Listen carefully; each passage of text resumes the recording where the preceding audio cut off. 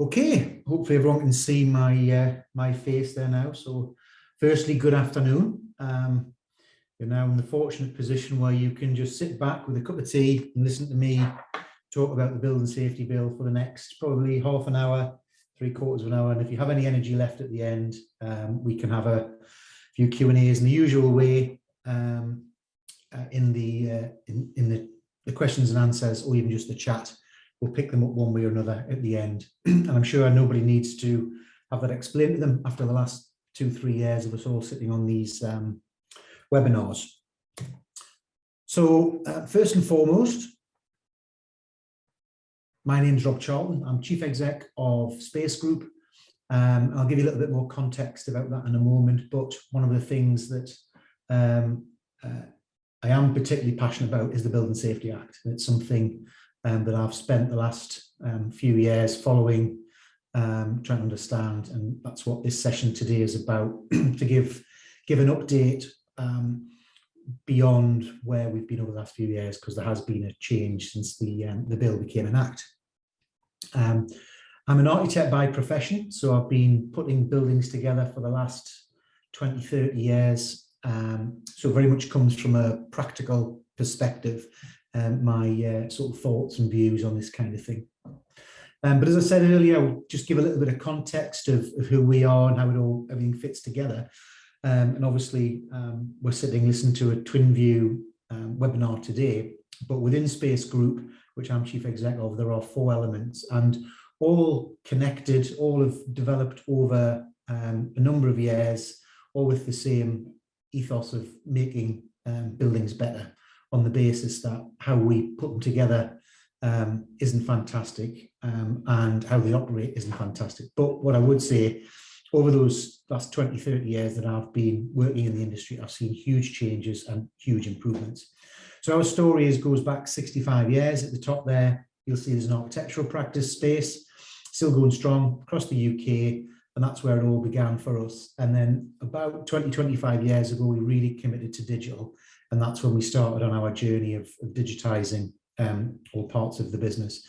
About 15 years ago, we set up BIM Technologies, which is a digital building consultancy based in London, still doing lots of work in London for many clients, universities, commercial real estate, right across the board. And then around a similar time to that, we realised there was a need for accurate digital components for our specifiers to use, and that's where we set up BIM Store, which now has hundreds of thousands of users, hundreds of thousands of objects, if not millions of objects, and therefore specifiers to download. And we've built good relationships with manufacturers. And then in the last, I think it's just over 2 years since we launched Twinview, but it's been in development for probably 7 years before that, is an online digital twin platform to take a lot of this information that's been developed from the design stage through to construction and operation. So you can see there's a whole flow of the process, right from design through operation, through construction, through to operation, and all, as I said before, all about making the process better. And the Building Safety Bill stroke Act fits into all of that. So why are we having this conversation? And why is there even a Building Safety Act? And obviously it's the most important starting point that, unfortunately, on the 14th of June 2017, 72 people lost their lives because of the inadequacies of the construction industry. I think that's been proven. That's not a glib comment to make. I think that is the reality, and the proof of that is coming out all of the time. I think one of the most concerning things, this is a personal view, that we've just gone past the 5-year anniversary, and I would say that very little has changed since June 2017. A lot of the cultural issues still remain. A lot of the standards that we'd hoped to have in place aren't necessarily in place, and there are still many people living in houses that have very dangerous cladding on them. So unfortunately, things don't move very quickly, and we're still in a period of risk in that another Grenfell could happen. anytime. So just fingers crossed that that doesn't happen. So that's the context, slightly depressing context, but hopefully the things that are going through now and have gone through Parliament will start to make a difference. So just to set the background to where this all comes from, and there's lots of different things have been going on. So just to sort of put them on all on one slide to give you an idea of how they differ. So on the left-hand side, you've got the public inquiry, which is running, and that was that's being chaired by Sir Martin Moore-Bick, and that started way back in August 2017, not long after the disaster itself, put in place by the government. And the first phase was the factual narrative of the night, and that is completed. Got through that in relative quick time from May to December in 2018. And then it took a little bit longer to get the report published, but that was out the way, done and dusted. The more in-depth element is phase 2, and that's about what the causes of the event were, and that's still ongoing now. There are 8 modules, and it's coming towards the end of the process, and the final report will be 2022, 2023. I would guess, having watched some of the evidence, it's going to be well into 2023 before Sir Martin Moore-Bick can get his report written. And that phase 2 part of the inquiry is looking at the whole design, the construction, how the whole team came together. It looks at the project management, client, product manufacturers. So everybody and any of us involved in the industry, generally it's right across the board, everyone that's in that sector. And then on the other side, you've got the legislative approach, which started off with Dame Judith Hackett after the disaster, May 2018. She published her report, which gave 53 recommendations. And on the back of those recommendations, the government accepted them all. And from that developed a bill, which then went through Parliament, and we'll kind of touch on in a moment. And then the legislation which is in place around this. So we have the Building Safety Act, which really for a long time was the only piece of legislation really that is linked to the construction industry. So this picks up things like building regulations, payments, but it's fairly light. Then there was a fire safety order in 2025, and then there's a Fire Safety Act of 2021, which has come before the Building Safety Act and picks up some of the fire aspects. And then what we're talking about today is the actual Building Safety Act, which is the Building Safety Act 2022, which came into force a couple of months ago. So as I mentioned, this is the inquiry itself. I've spent time dipping in and out of the inquiry. It's been going on for a very long time, as I mentioned. Incredibly detailed. You've got a few barristers on behalf of the families of those that died, and as I said, the evidence is being given by contractors, architects, clients, product manufacturers, all being cross-examined by these barristers. And they've got to a point a couple of weeks ago where the barristers for the families have been doing their closing statements, which has been really interesting after watching a lot of the evidence over the months and years. And this is really picking out some of the high-level issues that have come back from these barristers that have come up with, and to be honest, doesn't make particularly good reading. So the closing statements, I've just picked out a few of the things that have been mentioned, and a lot of this will likely come out of the findings of the inquiry document itself. So having gone through it and looked at what the government said, the government didn't address the issues, and apparently it was aware of it, so there'll be evidence for that. There was more of a priority around deregulation and about building houses and energy efficiency than there was around safety.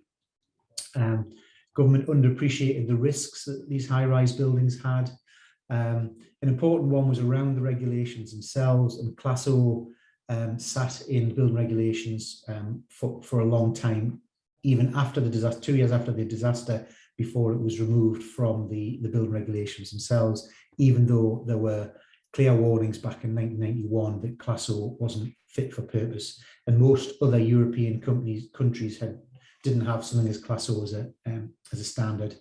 The ACM cladding, which is the cladding that we all know about, was sold, saying it was Class O. So theoretically, it complied, even though everyone knew that it was highly flammable. The BRE particularly come in for a lot of criticism and really a lot of confusion about what their role was. And BRE are saying something different to what the inquiry is, so it'll be interesting to see what comes out of that in the months and years ahead. It got quite personal. There's a director of fire suppression. The barristers came back and said they should be sacked for professional ineptitude, which is pretty awful. And obviously that is very personalised. The UK accreditation service is ineffectual. NHBC obviously came in for a lot of criticism, and they accepted the K15 installation from Kingspan, despite the fact it had warnings, and it had been given warnings about ACM cladding. And then the LABC and implied that Kingspan and Celotex could be used. So right across the board, there is evidence of incompetence. And obviously what's going to come out of that is a whole load of recommendations which are likely to impact on all of these organisations, how they're set up in the years ahead. So just to really get into the detail now and understand what the Act's about, it's now the Building Safety Act 2022. And just to give a little overview of the process it's been through, it's got to go through a lot of hurdles, which we've all been watching over the last year or so as it's gone through Parliament, something I didn't know about until I started following it. But it starts off as a bill and then it goes through the House of Commons through a number of readings, and it goes through committee stage where an all-party committee feedback and give comments, and it goes through and then it's rewritten.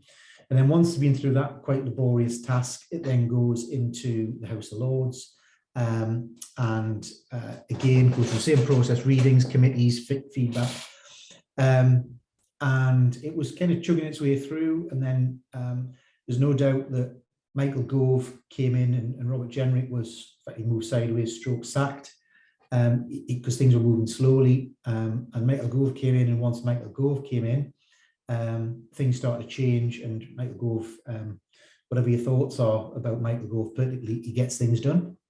So he really shoved things on. And I also think that the 5-year anniversary really focused the government's minds that they wanted to get something in place before the anniversary. And also there was a Queen's speech coming up, so they wanted to get this piece of legislation through before the Queen's speech was made. So on the 28th of April, it got through House of Lords, got its third reading, and then gets its royal assent and effectively becomes law on the 28th of April. So that's where it's got to. Interestingly, again, these are things that I've been learning. That doesn't necessarily mean that at that point, the 28th of April, everything changes. Effectively, then what has to happen is all of the amendments get pulled together, finalised document is then issued, and then it becomes law, and I'll touch upon that a little bit later. So just to give some high-level items that are in the Act, there is a slight, well, there are some differences between the Building Safety Bill and the Act. And so I want to sort of pick up on a few of these subtle changes, which are very important. So 90% of it remained unchanged, but there were some big fundamental issues when it became to an Act through the amendment process. So first and foremost, and the most important thing of this Act is that there's a new building safety regulator within the Health and Safety Executive, which is where all of the emphasis will be and the regulation will be. And what that regulator has the opportunity to do is to define the regulations, the regulative regime that sits around the whole Act, and they will be responsible for the Act. So they will be responsible for the detail of putting that in place. So the legislation itself at the highest level pushes a lot of that responsibility onto the regulator. Some of the other big things that are in there, a real change around building control. and now there'll be a new register of building inspectors sitting above the building control approvers at local authority level. The Architects Registration Board will have new powers. And to be honest, as an architect, I thought it always had these powers, but it's got a lot more power than it had before, and really will be responsible for ensuring competence of architects. And then it really puts an emphasis on accountable people for those that manage high-rise buildings. So in simple terms, if it was a social landlord, it will be the chief exec of that social landlord is ultimately responsible for the safety of people in that building. So they have to make sure the building is managed. I'll come on, it was appointed building safety manager. I'll come on to how that's changed. And importantly, keeping the building registered and making sure all the certification is applied for at the right time. And also we've got a new Homes Ombudsman, which is a major step forward in that there was no, if you had any complaints, there was nowhere to take your complaints previously. Construction products has really been tightened up, and there's a lot more emphasis on standards and responsibilities, which then fed into a national regulator of construction products. A lot around giving residents a stronger voice, which clearly was an issue at Grenfell. And then there's a whole load of issues around who's paying for all of this, and politically, and in all the amendments, that was the bit that seemed to slow things up, in that whether in the House of Commons or the House of Lords, there was it was very important that those in these houses didn't end up paying for them in the long run. And I think that was pretty much cross-party. So the Building Safety Regulator, as I said, right at the top of the tree, has three fundamental responsibilities: overseeing the safety and performance of all buildings, assisting and encouraging improvement of the competency of the built environment, and implementation of a regulative regime of higher risk buildings. And what's interesting about this for me is, wouldn't you have thought that already existed? So in our industry, these things haven't been there before. So fortunately, there's now someone takes responsibility for that. It's in shadow form now, the Building Safety Regulator, and will be up and running at scale in the next, it's probably six to 12 months now, a little bit quicker.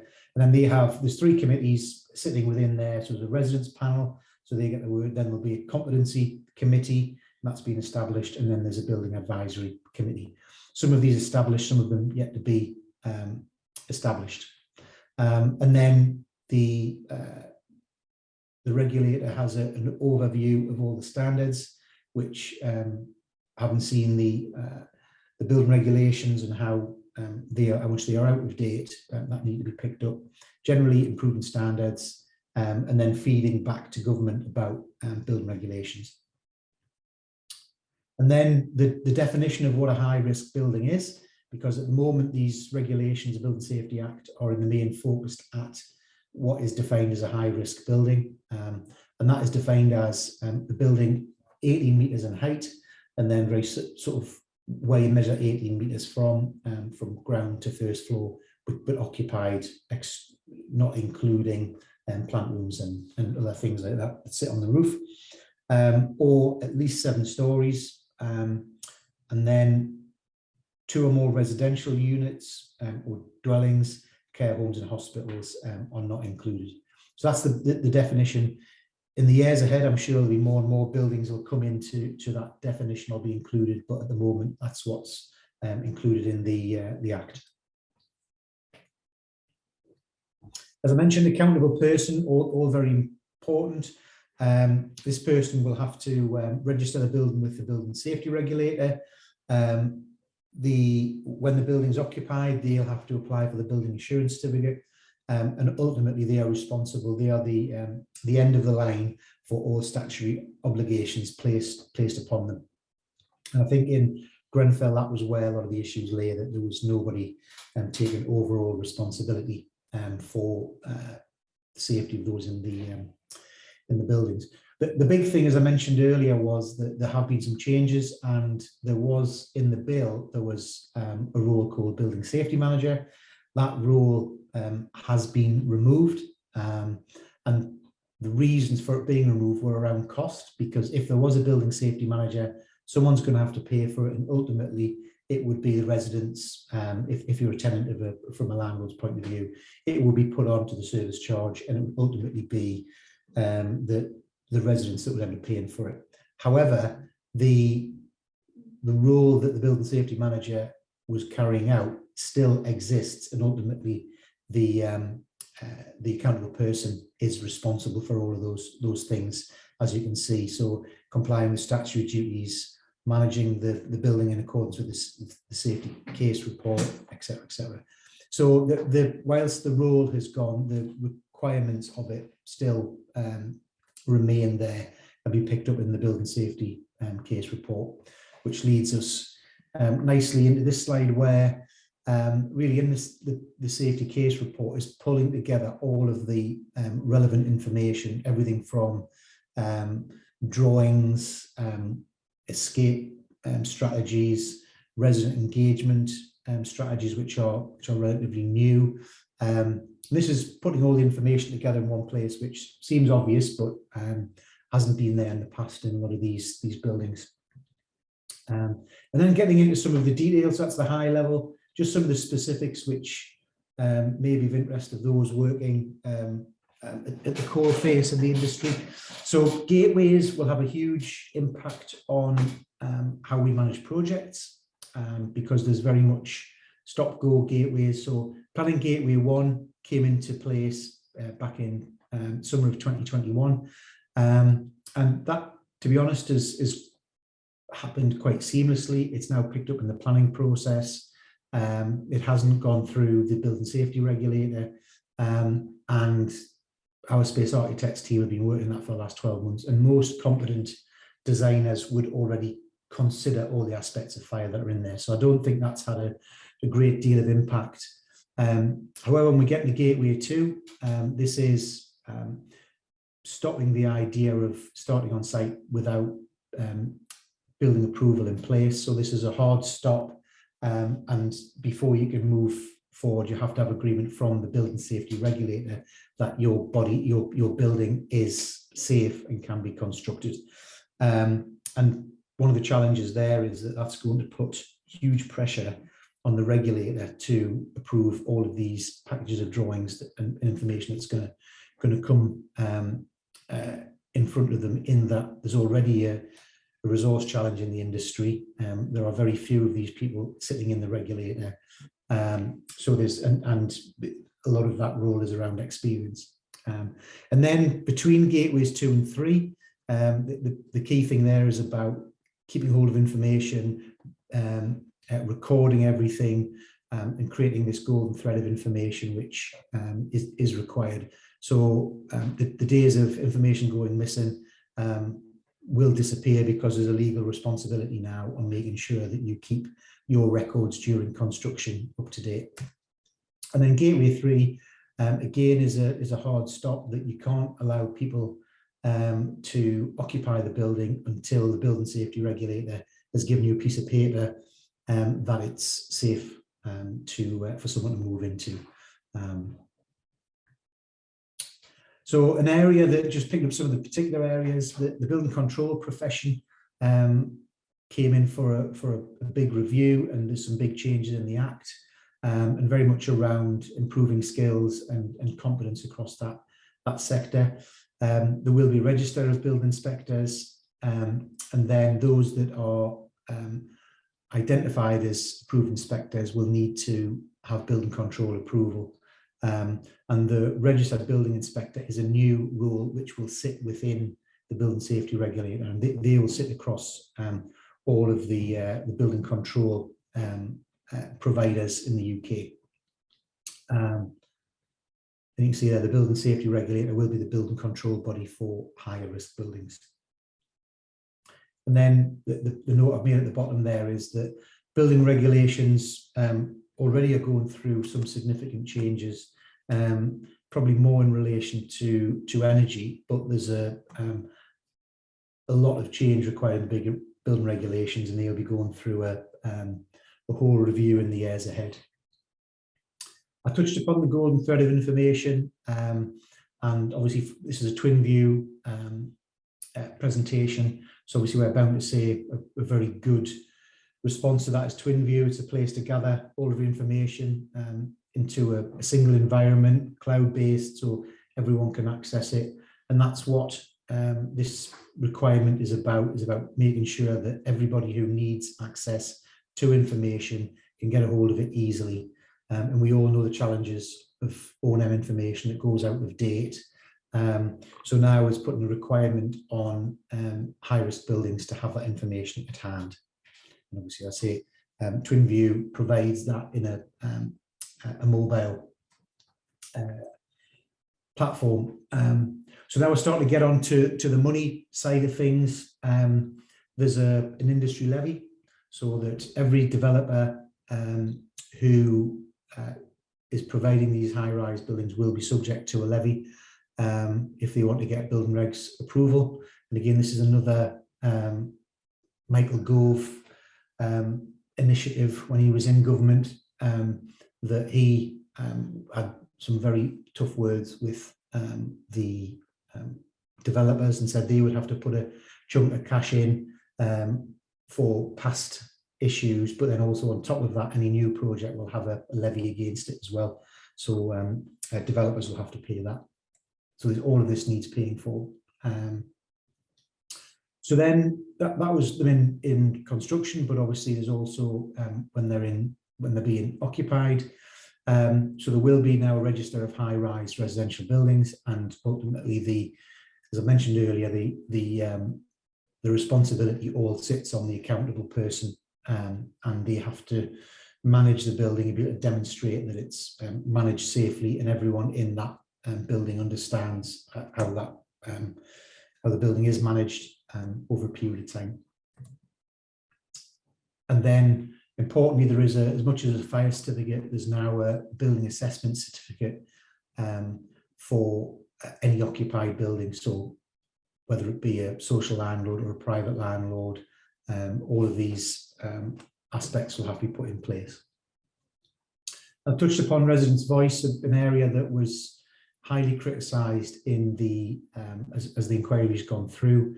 This is making sure that those that live in the apartments or flats are aware of everything that's going on there, and they can give feedback if they're unhappy about anything. So this has to be put into the building safety case report so that there is lines of communication if anyone has any concerns. And then there was a whole area around, say, costs for leaseholders, and a lot of this came out because again, the government didn't want to have to charge the actual people in the houses themselves. So it ended up that the leaseholders were not liable for the costs of undertaking the capital works, and you only have to watch the news to understand where that's coming from. In that politically, nobody wanted those living in these houses to have to pick up the cost. And what came in the new bill was that those that had been found responsible for the incorrect specification would have had to demonstrate how they would look to recover the money. But ultimately, if the government couldn't chase down a developer, the government would underwrite those costs. And any building safety charge will only cover ongoing costs, but will not go back retrospectively, so that leaseholders don't have to pay for any repairs going forward. This is certainly as an architect, this is probably the biggest change that impacts us. In the bill, the original bill, there was some issues around extending the Defective Premises Act, but at the last moment, this changed again. This was a Michael Gove initiative, if that's the right word. But fundamentally, the period in which a claimant can bring a claim has been significantly extended. So it was currently, it's currently 6 years at the moment. So if you build a building, design a building, that in the Defective Premises Act, you have 6 years to bring a claim against anyone that's designed it, built it, whatever. The industry knew that was going to 15 years, so it was going to go from 6 to 15 years. However, very late in the stage, that's 6 years has gone to 30 years retrospectively. So any project that was started 30 years ago falls within these requirements. And the reason I've put a picture of Whitney Houston up because it goes back to 1992, and I Will Always Love You was the highest selling single of that year. And probably most people on this webinar can't even remember 1992. I weren't even born then, but the liabilities to designers and constructors stretch back that far. So that's a huge liability, but also undoubtedly underwriters are going to want to be compensated for that. So professional indemnity costs will go up. And then going forward, so that's 30 years retrospectively. Going forward, any new buildings will be 15 years. So even that is extended from the 6. So liabilities are extended even further than they were before. The new Homes Ombudsman is now in place, which gives you a final place to put your complaints. That Ombudsman didn't exist before. So any of you that have had a complaint with their nice new shiny home and any defects or snagging you've now got somewhere to go beyond just the house builder themselves. Is now an ombudsman for the industry. And then construction products, obviously after the whole issue around ACM cladding, construction products sector has come under a significant amount of scrutiny. And with our BIMSTO business, we're very close to it and are very close to a lot of manufacturers. And it's good to see that a lot of these standards are being tightened up. So the regulation on construction will really be rigorous, which it may not have been in the past, and manufacturers are going to be held to account for the marketing material they have, the statements they make. The government's putting in place a safety critical products list, so that would include things like cladding, but over time that will grow, and manufacturers have to be very clear about their performance, the tests they do, and any tests, if there are BBA certifications, very clear what that certification is for. And that sits within the Office of Product Safety and Standards, and that new department will look at the whole industry, will be responsible for enforcement, but will also provide centralised advice to the industry, and will keep an eye on product testing, which there was big issues with on a lot of the cladding and insulation that went into Grenfell, and will link with the building safety regulator and obviously trading standards. So that will be a very important new department to oversee the industry. And then the amendments to the Architects Act 1997, the ARB, that's the Architects Registration Board, will have increased responsibility for monitoring competence. And as I said at the beginning, I was under the impression that was already there, but that wasn't the case apparently. So it'll give the ARB far more teeth than they had before. They were responsible for monitoring training and development of architects, ensuring all CPDs put in place and is carried out robustly. So as a business from Space Architects' point of view, one of our group companies, ensuring there's a structured and monitored training and awareness process put in place is going to be absolutely essential. And then, I guess one of the things, and again, I thought this was the case, but obviously not, that ARB has the ability to strike off architects. So big changes there, and just making things a lot more robust for architectural practice. Then just looking at some of the timelines. So a big date on the 28th of June, which wasn't that long ago.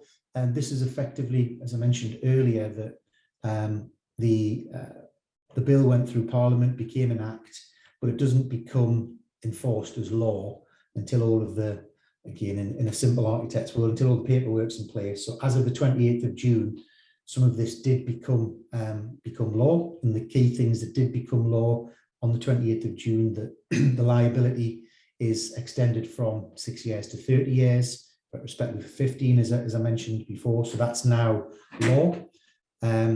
Leaseholders are protected from remedial costs. So for all of those that were sitting in buildings where they had a potentially £40,000 bill hanging over them, that's now disappeared, and the costs of that will be covered either by the levy or by the commitment that developers have given the government, which I think is a couple of billion, I think, or ultimately the government will pay it and then recover that from one way or another, whoever built the building, or will find a way. They've set up a department to track these people down. So ultimately, the people that live in the houses won't be paying. The levy, as I mentioned, has come into force, and that's the 3 billion which has been committed by the industry. The rights of building owners has been improved, so they can raise issues against developers, which aligns in with the new ombudsman that's in place, and the construction product regulator is now established and in place. So all of that is in place now as we speak. And then within the next, well, Royal Assent was a couple of months ago, so in the next 12-ish months, the residence panel will be put in place within the Building Safety Regulator, and the ARB will strengthen its powers within the next 12 months. And then between 12 and 18 months, the advisory committee will be established. The competence committees will all be established. The gateways, we've got gateway 1 established, but 2 and 3 will be established. And I do think they will have an impact on many projects. And I think a lot of developers, clients haven't really necessarily understood the implications of that, that they have to get building regulations approval. So many at key stages. So people, when they're putting programs in place for developments that are going to be over the next few years, they need to try and build in that hard stop. As much as you have a hard stop for gaining planning, you will need a hard stop for gaining building regulations approval on high-rise and high-risk buildings. And then obviously before occupancy, the building will have to be completed, and you'll have to have a certificate in place to say the Building Safety Regulator is happy with it. The issue that I can foresee is the amount of, is there enough people within the Building Safety Regulator to take on board all of this responsibility? The developer levy comes in place in the next 12 to 18 months. The mandatory reporting to the Building Safety Regulator. The golden thread of information that you talked about will be a requirement, and a lot of work going on to what the detail is of what a golden thread, what is required in there. And then there's all the work to do around the new registration of building inspectors and the building regs approvers at, whether they be approved inspectors or at local government level.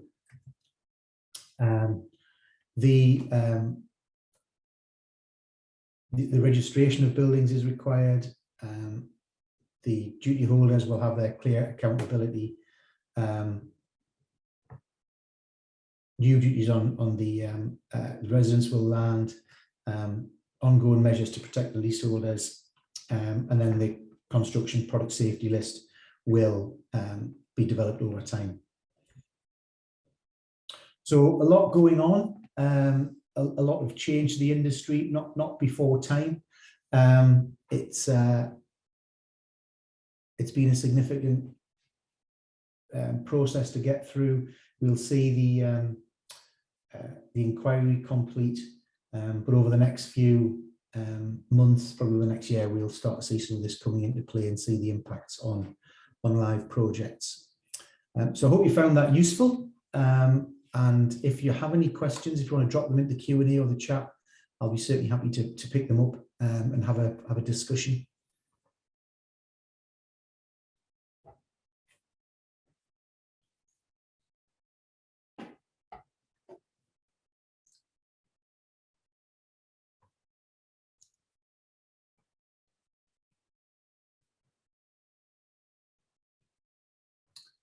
We've got a question here about, does Twinview have a function to ensure residents' voices are heard? The answer is yes. We've, in the digital twin world and in commercial real estate, there's a number of applications which are being developed as tenant experience apps, particularly for the commercial sector. What we've done at Twinview is taken the same technology and reconfigured that to allow building occupiers to be kept up to date with what's going on in the building, to provide easy feedback, to get regular updates. And the feedback we've had on that has been really positive. It's very early days. A lot of large landlords are just trying to understand what their requirements are, but we'll see how things develop in the months and years ahead.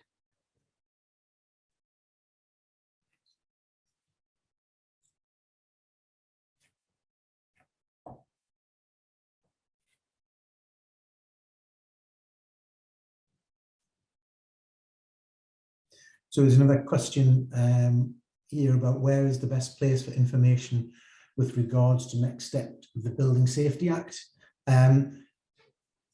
It's a good question, because where I get my information from, when I'm trying to keep track, is there's a fantastic website on the inquiry itself, so you can track what's happening with the inquiry. There's videos of every hearing, there's transcriptions, there's all the evidence is on there, so it's a really excellent portal for that. But I find the best way, because if you go on the internet, there's all sorts of things. I find the best way is go on the government websites and find out what's happening there, what's planned. And this, the government does put out some very good, consistent information on the .gov website. So I think best place is go and Google that. So go on the government website and find your information on there. Got a question here from Paul. I share your concerns over competency and shortage of skills within the construction industry. What initiatives are being introduced to address this? It's a really good question, and I'm honest. If I'm honest, I don't see any. I certainly don't see any difference from what's been happening before. All we can hope is that when the requirements become more onerous, or onerous is probably the wrong word, is that you are held accountable, things will be put in place. But at the moment, I don't really feel anything's changed. So it'll be interesting to see if you think there has been any change, but I can't sense anything's different than before all of this happened. Don't know. There's another question. Does the new Homes Ombudsman also address issues of non-high-rise risk residential accommodation dwellings? The answer is yes. So it's right across the board. So any of those those of us who've bought a new build house and have had some issues, yes, that's what the Ombudsman's there for. For it's right across the whole industry, because that's probably where the bigger issues were, rather than in high rise in that situation.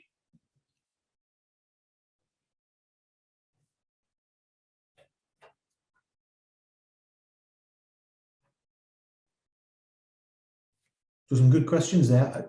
There's still a long way to go in relation to, not in relation to this webinar, you'll be glad to hear. But no, I think in the industry, it's a shame that everything hasn't happened a bit quicker, and I still think it's moving at snail's pace.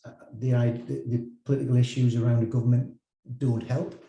And I don't know, I'm glad no one asked this question, who's picking up the role that Michael Gove was doing in taking this portfolio through. So I don't know who's responsible at the moment, if anybody.